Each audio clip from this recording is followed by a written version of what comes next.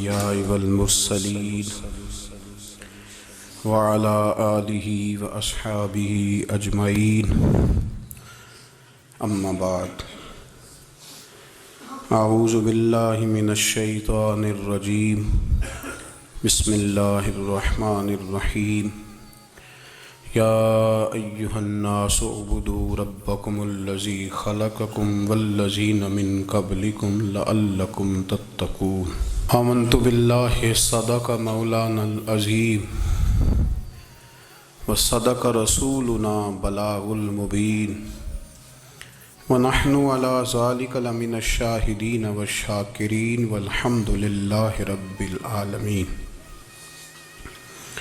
قال الله تبارك وتعالى في شان حبيبه مخبرا وامرا إن الله وملائكته يصلون على النبي يا أيها الذين آمنوا صلوا عليه وسلموا تسليما الصلاة والسلام عليك يا سيدي يا رسول الله وعلى آلك وأصحابك يا سيدي يا حبيب الله الصلاة والسلام عليك يا سيدي يا نبي الله وعلى آلك وأصحابك يا سيدي يا نور الله اللهم صل على سيدنا ومولانا محمد معدن الجود والکرم وآلہ وصحبہ وعطرتہ وبارک وسلم۔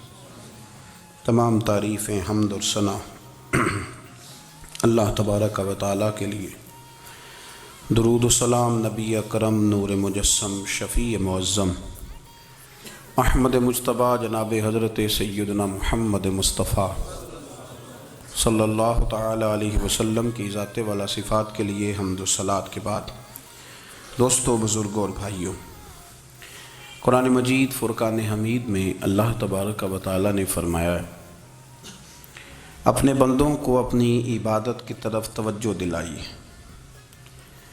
اپنے بندوں کے دلوں میں عبادت کا شوق، ذوق اور نظریہ پیدا فرمایا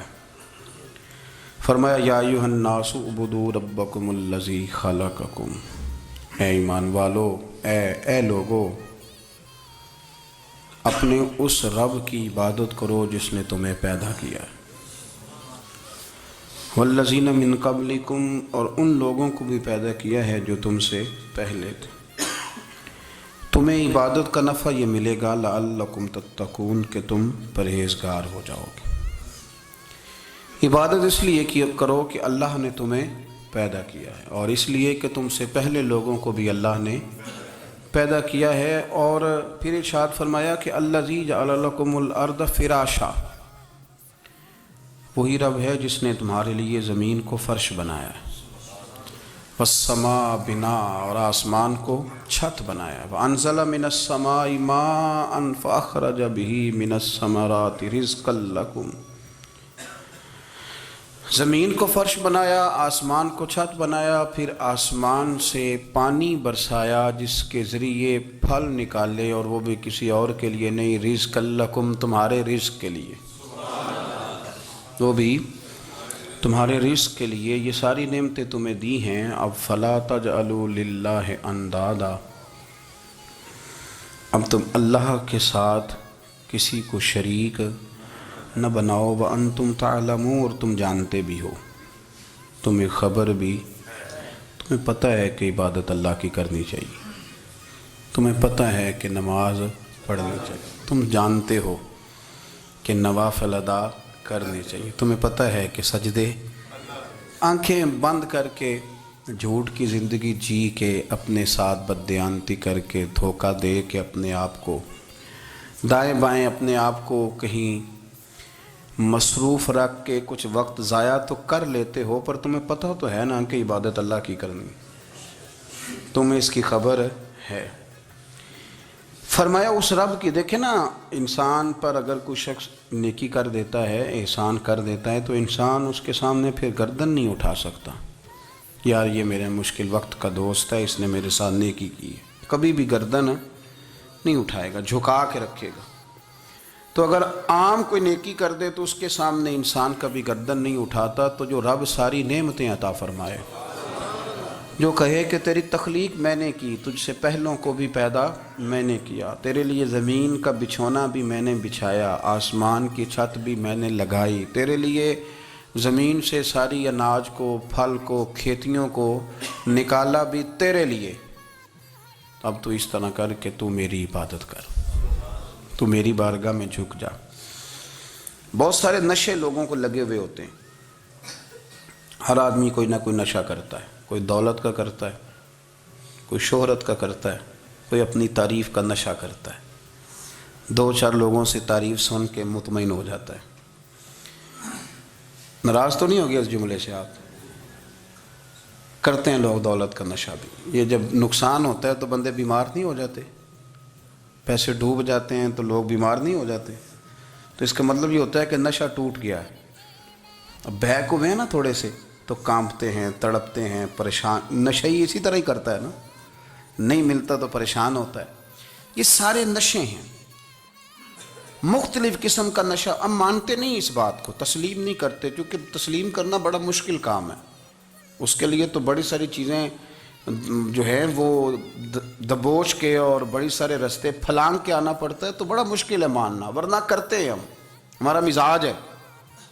یہ گھومنے پھرنے کا، دنیا دیکھنے کا بھی ایک نشہ ہے، یہ بہت ساری باتیں کرنے کا بھی ایک نشہ ہے، گپ شپ کا بھی ایک نشہ ہے۔ دو چار لوگوں کی جب تک پگڑیاں نہ کھول لیں، بعض لوگوں کو نیند نہیں آتی۔ یہ غیبت کا، چغلی کا، بددیانتی کا، یہ بھی ایک نشہ ہے۔ اس پر ملا رومی رحمۃ اللہ نے بڑا کلام لکھا ہے، وہ کہتے ہیں مانگ کے کھانے کا بھی نشہ ہے،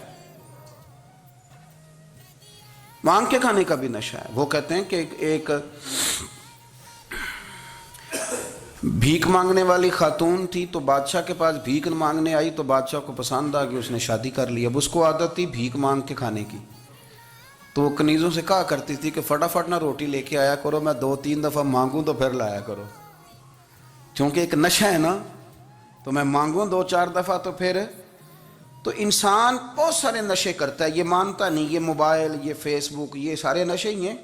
اپنی فوٹو لگا لینا، سارا دن اسی کو دیکھتے رہنا۔ اور بڑے بڑے سیانے بندے جو وزادار ہیں، بڑے وزادار لوگ ہیں، لیکن وہ بھی سنجیدگی کے قائل نہیں، اس طرح کے نشوں کا شکار ہیں۔ یہ سارے نشے ہیں جو ہم نے پال لیے۔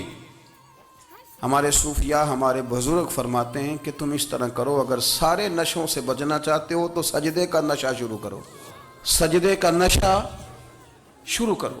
یہ نا اقبال کہتے ہیں عطار ہو، رومی ہو، رازی، آپ بات کو سمجھیں، عطار ہو، رومی ہو، رازی ہو، غزالی ہو، کچھ ہاتھ نہیں آتا بے آہ سحر گاہی۔ کہتے ہیں بہت بڑا صوفی ہو جیسے فرید الدین عطار تھے، بہت بڑا تصوف کا امام ہو جیسے امام غزالی تھے، بہت بڑا تفسیر کا استاد ہو جیسے امام رازی ہو، عطار ہو، رومی ہو، رازی ہو، غزالی ہو، پر کچھ ہاتھ نہیں آتا بے آہ سحر گاہی۔ اگر سویرے اٹھ کے روتا نہیں نا اللہ کی بارگاہ میں، اگر تہجد نہیں نہ پڑھتا، تو کچھ ہاتھ نہیں آتا بے آہ سحر گاہی۔ پھر اس کو کوئی چیز نصیب، میری بات کی سمجھ آ رہی ہے آپ حضرات؟ جب تک آپ سویرے نہیں اٹھتے، آپ اللہ اللہ نہیں کرتے، آپ کو نوافل کا چسکا نہیں، عبادت کا مزہ نہیں، فرمایا میری عبادت کرو، یہ شوق پیدا کرو، میں نے تمہیں پیدا کیا ہے۔ ہم لوگوں کے نشے ہیں، مختلف نشے ہیں، بڑا عجیب رنگ ہے۔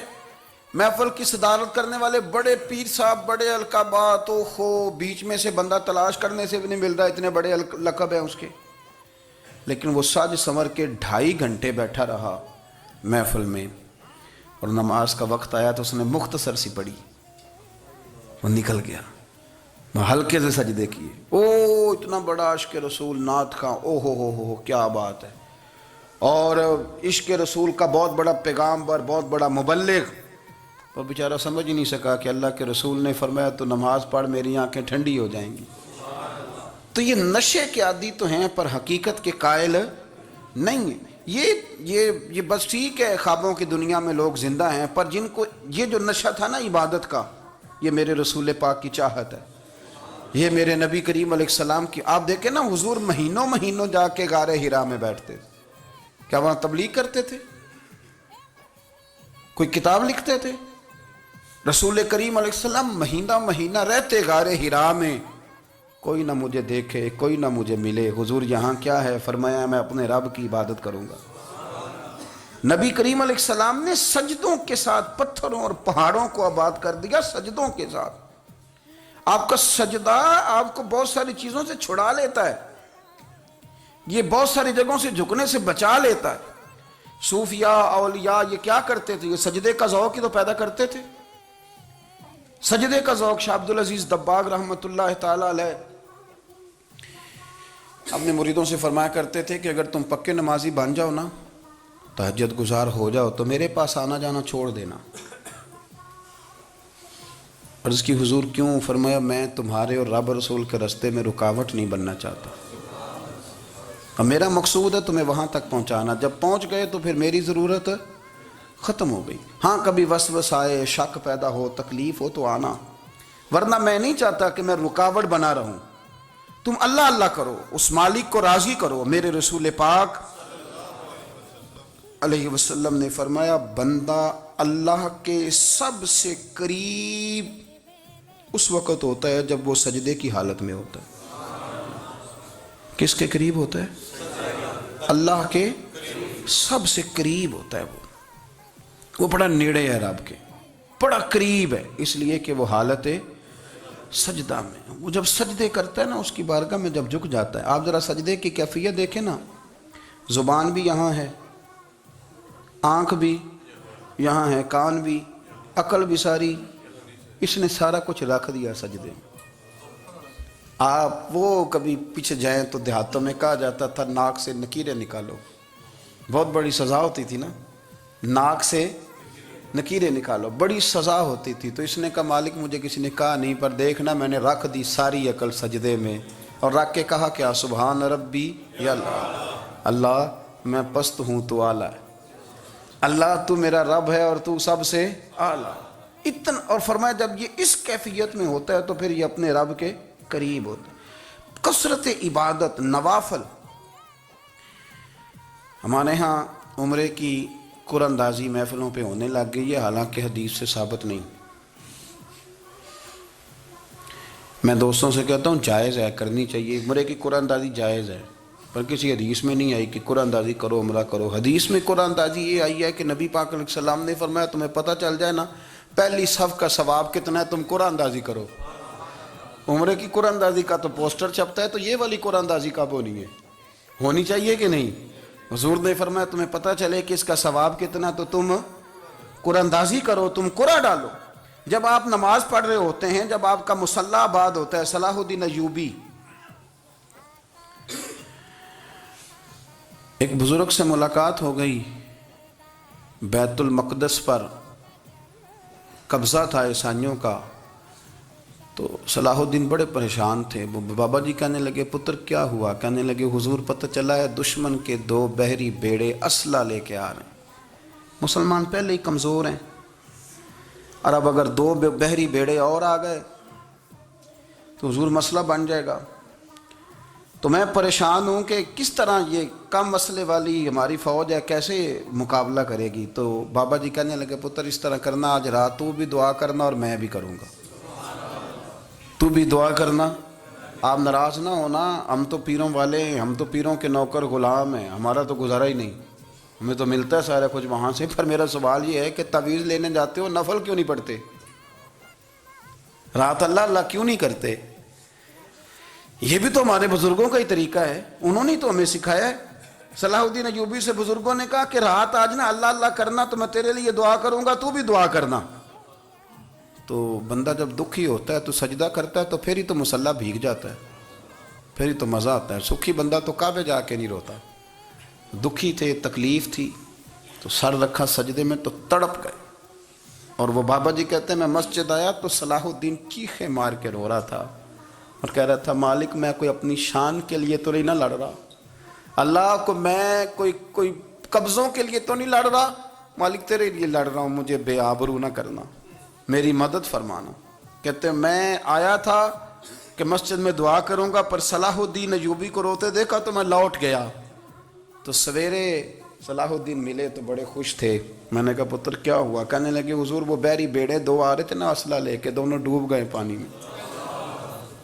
پانی میں ڈوب گئے. تو بابا جی کہنے لگے صلاح الدین وہ پانی میں نہیں ڈوبے, وہ تیرے آنسوؤں میں ڈوب گئے, وہ غرق ہو گئے. وہ جو تو نے مسلح بات کیا تو وہ تیرے آنسوؤں میں ڈوب گئے, وہ غرق ہو گئے, وہ تباہ اتنے قیمتی تھے تیرے آنسو کے بہا لے گئے دشمن کے بحری بیڑوں کو. میرے بھائی ٹھیک ہو گیا جی, میرے عزیز سمجھ لیں اس بات کو ہمیشہ کے لیے, اور اس پر غور کر لیں اچھے طریقے سے کہ میرے رسول کریم سید عالم صلی اللہ علیہ وسلم نے نا ہماری توجہ دلائی, حضور نے ہمیں بتلایا, ہمارا ذوق بڑھایا عبادت کی طرف.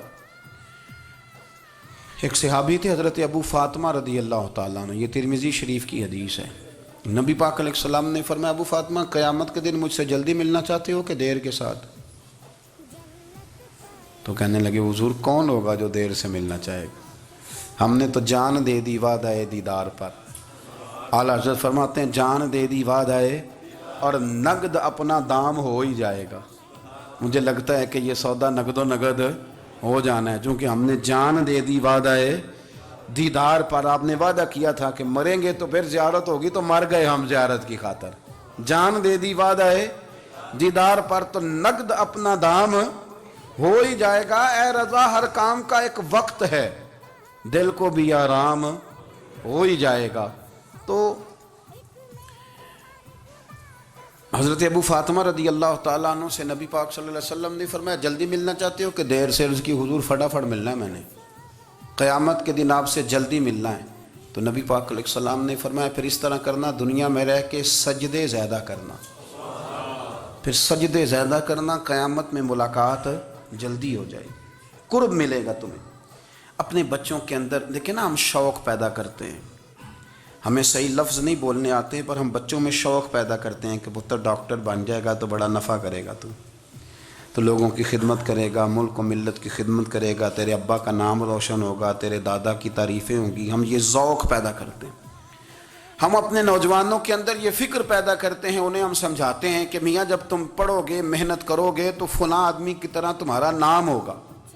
یہ جتنا ذوق ہم بچوں کے اندر ان چیزوں کا پیدا کرتے, ہمیں حکم ہے کسی طرح ہم ذوق پیدا کریں کہ پتر نماز پڑھے گا تو اللہ راضی ہو جائے گا, تو سجدہ کرے گا. دیکھیں نا میرے رسول کریم علیہ السلام نے فرمایا 7 سال کے بچے کو مسجد لے کے جاؤ, یعنی اسے شوق دلاؤ, اس کے اندر یہ خاصیت پیدا کرو کہ اس کا دل کرے مسجد میں جانے کا, اس کے اندر یہ خصوصیات لاؤ کہ وہ ہمارے ہاں نا ہر چیز کو پرموٹ کیا جا رہا ہے, ہر چیز کو, یعنی سر سنگیت سکھانے کے لیے اکیڈمیاں بن گئی ہیں, ہر شے پرموٹ ہو رہی ہے. عبادت کا جذبہ کم ہوتا جا رہا ہے, اللہ کا ذوق ہمارے اندر نہیں رہا.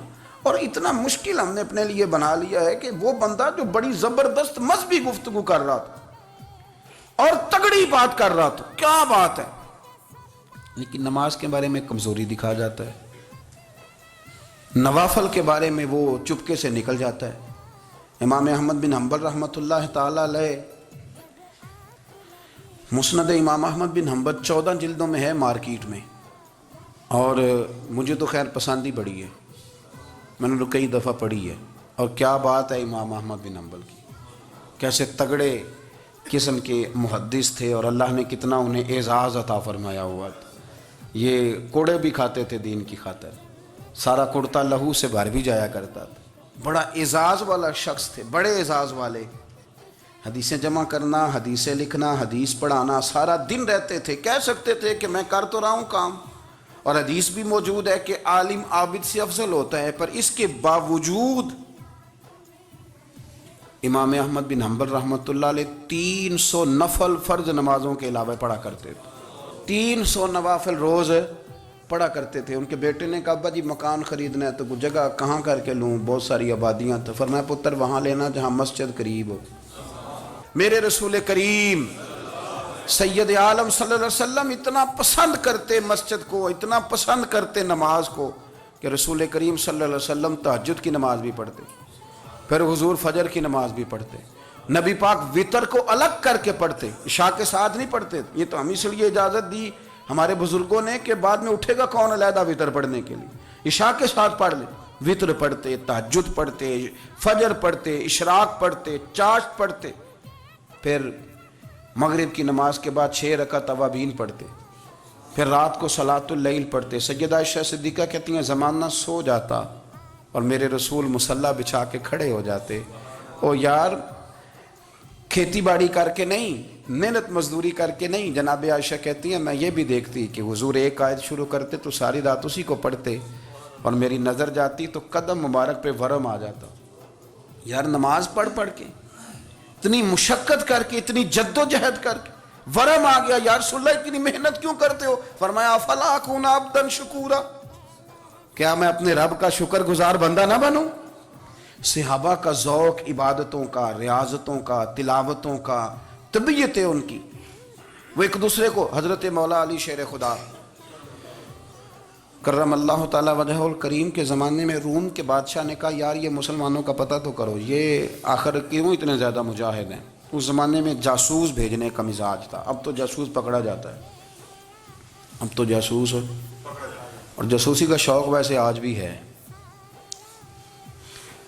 عرض کروں تھوڑی سی بات اس عنوان سے، پتہ کیا ہمارا مسئلہ ہے؟ ہم جہاں جاتے ہیں نا وہاں تھوڑی خوشبو سونگھنے کی کوشش کرتے ہیں، وہ کیا ہے تو یہ کیا ہے تو ادھر کیا ہے تو تھوڑا سا ادھر کیا ہے۔ میرے رسول پاک پڑھیے درود شریف، سارے پڑھیے ذرا زور سے، صلی اللہ تعالی۔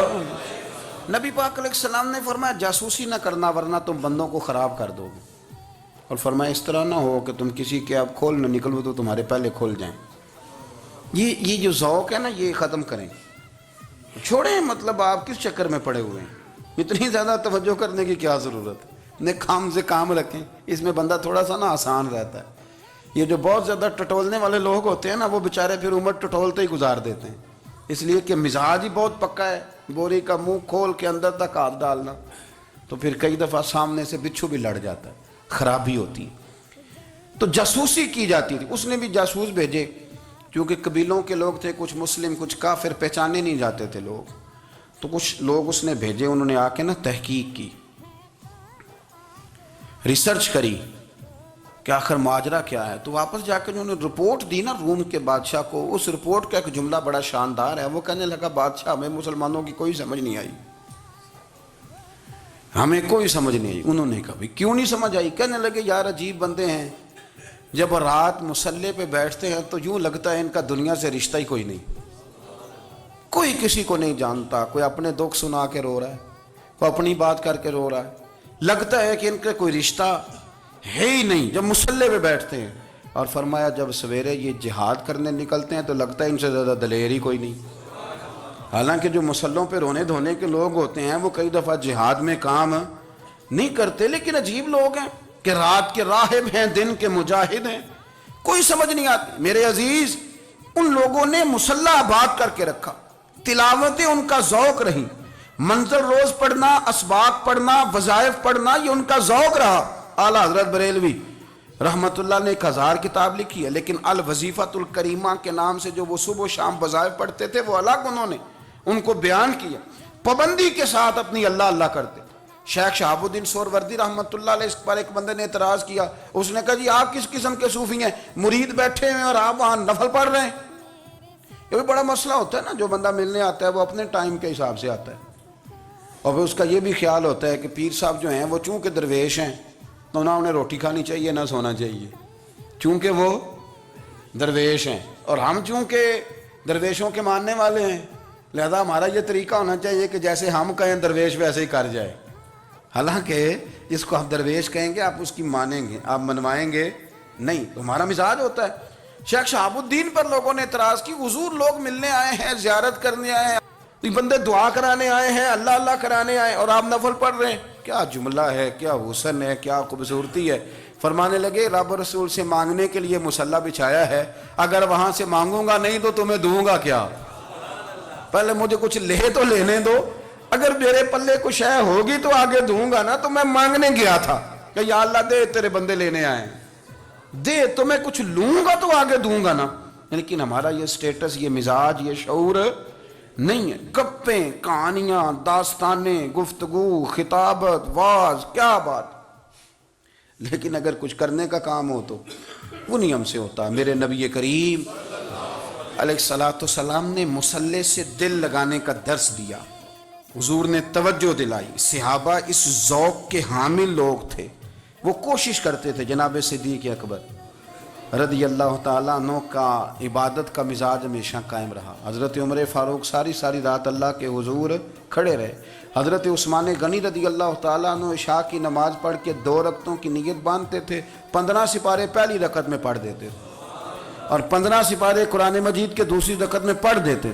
آپ نے نا حضرت عمر فاروق کے وصال کے بعد ان کی ایک بیوہ سے نکاح کیا، حضرت عثمان غنی نے نکاح کیا۔ وہ خاتون آپ کے نکاح میں آئیں تو عرض کرنے لگی، امیر المومنین میرے لیے یہ اعزاز تو بہت ہے کہ میں امیر المومنین کی بیوہ تھی تو امیر المومنین کی منکوحہ ہو گئی ہوں، لیکن حضور نہ تو میں جوان ہوں کہ میرے اندر رغبت ہوتی اور نہ میں اب اس قابل ہوں کہ کوئی خدمت کر سکوں، میرے ساتھ نکاح کی وجہ کیا بنی؟ تو عثمان غنی رو پڑے، فرمانے لگے میں نے عمر فاروق کو مسجد میں اپنے رب سے ڈرتے ہوئے دیکھا ہے، میں نے اسے روتے ہوئے دیکھا ہے، عدل کرتے دیکھا ہے، انصاف کرتے دیکھا ہے، امت کی خیر خواہی کرتے دیکھا ہے۔ تمہارے ساتھ نکاح اس لیے کیا ہے کہ تم مجھے یہ بتاؤ کہ عمر فاروق گھر کے اندر اپنے رب کو کیسے راضی کرتے تھے، گھر کے اندر کیسے راضی کرتے تھے، وہ طریقے بتلاؤ، تم بتاتی جانا اور میں بھی اسی طرح گھر میں عبادت کروں۔ میرے رسول کریم علیہ الصلوۃ والسلام نے ارشاد فرمایا، حضور فرمانے لگے جس گھر میں اللہ کا ذکر ہوتا ہے وہ گھر زندوں کا ہے، اور جس گھر میں رب کریم کا ذکر نہیں ہوتا وہ گھر زندوں کا نہیں ہے۔ گھر نا ہم نا کتابوں میں پڑھتے ہیں کہ ایک بزرگ کہتے ہیں، حضرت فضیل بن عیاض کہتے ہیں کہ میں ایک گلی سے گزر رہا تھا تو گھر کے اندر کسی قاری صاحب نے قرآن کی آیت پڑھ دی، ولی من خاف مقام ربہ جنتان، میں تے میرے کانوں سے ٹکرائی تو اللہ نے میری کایا ہی پلٹ دی، میں توبہ کر گیا۔ اب گھر کے اندر سے آواز آئے تو صحیح نہ تلاوت کی، پر اندر سے آواز آتی نہیں، یا ڈیک بجنے کی آواز آتی ہے، یا ٹی وی چلنے کی آواز آتی ہے، یا دھوم مچانے کی آواز آتی ہے۔ عبادت کا وہ جو خاص شوق تھا، وہ جو حسن تھا، وہ جو توانائی تھی، وہ جو بات تھی۔ ایک جگہ پہ ہم بیٹھے تھے تو وہاں ایک صاحب آئے اور انہوں نے آتے ہی کہا کہ مہربانی کریں ذرا مجھے مصلی دے دیں، میرے نہ کچھ نفل رہ گئے، تو میں نے وضو کر لیا تو کوئی مصلی مل جائے۔ مصلی انہیں دے دیا گیا، وہ مصلی لے کے چلے گئے تو پیچھے ایک صاحب نے تبصرہ کیا، کہنے کتنا ریاکار بندہ ہے، لوگوں کو دکھا رہا ہے کہ میں نفل پڑھتا ہوں، ہے کوئی بات کرنے والی؟ میں نے اسے کہا، میں نے کہا تو مہربانی کرنا اس طرح کی ریاکاری تو بھی کر، پکڑ مصلی اور جا تو بھی تھوڑی ریاکاری کر کے آ، اٹھ ذرا شکر کر، کوئی یہ ریاکار بھی ملا ہے، کوئی نفل پڑھ کے ریاکاری کر رہا ہے اللہ کا۔ میں کہتا ہوں کوئی پڑھے تو صحیح، نہ یار یہ کوئی دور ہے نفل پڑھنے کا، اس میں تو لوگوں کا مزاج ہی نہیں، طبیعت ہی نہیں۔ میں نے کہا چل مہربانی کر یہ لے مصلی اور تو بھی جا تھوڑی سی، یا کر یا ریاکاری کرو تو صحیح نا، مزاج ہی نہیں، ذوق۔ جمعے کی نماز پڑھ کے یوں دنیا بھاگتی ہے، او ہو پتہ نہیں کون سی پیچھے آگ تھی جو بجھائی جائے گی، اور آج تک لوگ مسئلہ پوچھ رہے ہیں کہ جمعے کی بعد والی سنتیں کتنی ہوتی ہیں۔ میں نے کہا کتنے سال ہو گئے جمعہ پڑھتے، کتنے سال ہو گئے، ابھی تک سنتوں کا نہیں پتہ، ابھی تک نے علم کے پہلے کتنی رکھتے ہیں اور بعد میں کتنی رکھتے ہیں۔ فجر کی سنتیں کب پڑھنی چاہیے، سنو فجر کی سنتوں کے بارے میں۔ میرے رسول کریم سید عالم صلی اللہ تعالیٰ علیہ وسلم سے ایک صحابی نے پوچھا تھا، حضور میری فجر کی سنتیں رہ گئیں یا رہ جاتی ہیں تو حکم کیا ہے؟ کیا انداز ہے حضور کا، بخاری مسلم کے لفظ سنو۔ حضور سید عالم صلی اللہ علیہ وسلم فرمانے لگے، اس نے کیا پوچھا تھا، حضور جواب کیا دیتے ہیں؟ فرمایا فجر کی سنتیں کبھی نہ چھوڑنا، فجر کی پہلی 2 سنتیں کبھی نہ چھوڑنا۔ یا رسول اللہ صلی اللہ تعالیٰ علیہ وسلم میری رہ گئی ہیں، رہ جاتی ہیں۔ فرمایا فجر کی 2 سنتیں نہ چھوڑنا، فرمایا فجر کی پہلی 2 سنتیں مجھے دنیا اور دنیا کے اندر جو کچھ ہے وہ سب سے زیادہ پیاری ہے۔ فجر کی 2 سنتیں دنیا اور دنیا میں جو کچھ ہے مجھے وہ سب سے زیادہ پیاری ہیں، اس لیے فجر کی سنتیں نہ چھوڑنا۔ اپنا ذوق، اپنی طبیعت، ہم نے نا ذوق غلط بنا لیا ہے۔ اگر 20 بندے کہہ بھی دیں گے تو نے بڑی شاندار تلاوت کیا تو کیا اس سے بنے گا؟ 100 بندہ کہہ بھی دے تیری کیا بات ہے، کیا بات ہے نعت خاں کی، کیا بات ہے علامہ صاحب کی، پیر صاحب کی، پیر مہر علی شاہ صاحب رحمۃ اللہ علیہ۔ آپ تشریف فرما تھے تو آپ کے ایک ہی بیٹے بابو جی جن کو کہا جاتا ہے، جس دن صاحبزادے پیدا ہوئے تو خادم نہ وہاں سے نکلا. ان لوگوں کے شوق اور طرح کے تھے نا، تو ان کی توجہ بھی اپنے شوق کی طرف رہتی. تو خادم نکلا اندر سے، پیر صاحب مبارک ہو، پیر صاحب مبارک ہو، پیر صاحب مبارک ہو، پیر صاحب مبارک ہو، شور کر رہا ہے. تو پیر صاحب کو وجد ہو گیا، اللہ اکبر اللہ اکبر اللہ. او کیا ہوا، کس بات کی مبارک دے رہے ہو؟ عرض کی حضور اللہ نے بیٹا دیے. تو آپ فرمانے لگے اچھا حضور آپ کیا ہوا، آپ تو پریشان ہو گئے. فرمانے لگے جب تو نے 3 دفعہ کہا نا مہر علی کو مبارک ہو، تو میں سمجھا تھا شاید تجھے کسی نے بتا دیا ہے کہ مہر علی سے اللہ راضی ہو گیا. میں سمجھا تھا کہ شاید تو یہ خبر لے کے آیا ہے کہ کسی نے بتایا ہے کہ مجھے آج خبر ملی ہے کہ مہر علی سے رب اچھا پتر ہوا ہے. الحمدللہ اللہ کا شکر ہے. پر میرے لیے مبارک کا دن وہ ہوگا جب میرا رب کہے گا کہ میں مہر علی سے راضی ہوں. میرے محبوب کہیں گے کہ میں مہر علی سے. آپ بات کو سمجھیں، شوق ہی کسی اور طرف تھا، دل ہی کہیں اور لگا ہوا تھا، طبیعت ہی کہیں اور مائل تھی. کوئی وظیفہ پوچھتے تھے تو پڑھتے تھے وہ لوگ، کچھ اللہ اللہ انہیں بتائی جاتی تھی تو کرنے کا ذوق رکھتے تھے، طبیعت تھی، قائل تھے. حضرت ربیع کہتے ہیں میں بڑی دور سے سفر کر کے گیا حضرت اویس کرنی سے ملنے، بڑی دور سے. اور جب میں پہنچا تو فجر کا وقت تھا. تو حضرت اویس کرنی کو میں نے پا لیا. تو وہ نماز پڑھ کے نا قرآن شریف لے کے بیٹھ گئے. فرماتے ہیں اشراق چاشت کا وقت ہوا تو نفلوں کی نیت باندھ لی. محدث ابن الجوزی نے لکھا ہے، فرماتے ہیں پھر جب زوال کا وقت ہوا تو مسجد میں جھاڑو دینے لگ گئے. زور کی نماز پڑھ کے تو عصر کی تیاری تک وہ مسجد میں بیٹھے رہے. اور میرے نبی پاک علیہ السلام نے فرمایا جو نماز کے انتظار میں بیٹھا ہو وہ نماز ہی میں ہے، وہ نماز ہی میں ہے. فرمایا میری دنیا میری امت کی جو رہبانیت ہے نا وہ اتنی ہے کہ نماز کا انتظار کرے. اذان کے بعد نماز کا یہ راہب ہیں، یہ اس وقت چھوڑ کے بیٹھے ہیں سارا کچھ. فرماتے ہیں عصر تک انہوں نے اللہ اللہ کی، پھر مغرب تک کی، عشاء کی نماز ہوئی تو نماز پڑھی تو وہ تھک گئے. اب مجھے وہ فارغ ہوں مصلی چھوڑے تو میں ملاقات کروں نا. یہ آپ حیران نہ ہوں کہ اتنی دیر بندہ کیسے اللہ اللہ کر. ہم نے کی نہیں نا اس لیے ہم پریشان ہیں. جو عادی ہوتے ہیں وہ کر بھی لیتے ہیں. وہ یہ کام، میری بات کی سمجھ آ رہی ہے؟ جب جاتے ہو کسی دفتر میں تو 8 گھنٹے کھڑے رہ لیتے ہو نا، مجبوری ہوتی ہے تو کھڑے رہا جا سکتا ہے. پاسپورٹ کے دفتر بولیے، امیگریشن کی لائنوں میں، اور میں نے تو امبیسیوں میں بندے 12 گھنٹے پہلے جا کے کھڑے دیکھے ہیں، رہ لیتے ہیں کھڑے. تو اگر ان کاموں کے لیے رہا جاتا ہے تو اللہ رسول کے لیے بھی کھڑے رہا جا سکتا ہے. تو فرمانے لگے کہ جب عشاء کی نماز کے بعد آخر انسان تھے، تھک گئے، نیند کا غلبہ ہوا تو تھوڑی ایسے آنکھ بند ہوئی تو کھلی تو رونے لگے. حضرت ویسے کرنی اور رو کے کہنے لگے مالک مجھے غافل تو نہ کر، ابھی میں نے کیا بھی کچھ نہیں، دن ختم ہو گیا، کوئی نفل نہیں، کوئی اللہ اللہ نہیں، اللہ مجھے غافل نہ کر، میری مدد فرما. فرماتے ہیں جب وہ روئے تو میرے ساتھ جو شخص تھا میں نے کہا اٹھو چلیں. کہنے لگا حضور ملنا نہیں. فرمایا جو میں لینے آیا تھا وہ مجھے مل گیا ہے، جو میں ان سے سیکھنے آیا تھا وہ مجھے نصیب ہو گیا. اب اور میں نے کیا لینا، ختم ہو گئی بات، اٹھو چلیں. اللہ کے بندوں نے حضرت ربیعہ بن کعب اسلمی رضی اللہ تعالیٰ عنہ فرماتے ہیں، کہتے ہیں جب بنو قریظہ اور بنو نذیر یہودیوں کے ساتھ حضور علیہ السلام نے جنگ کا اعلان فرمایا تو وہ دشمن ہو گئے. ہمیں خطرہ تھا کہ وہ رات کو کہیں محبوب کو تکلیف نہ دیں.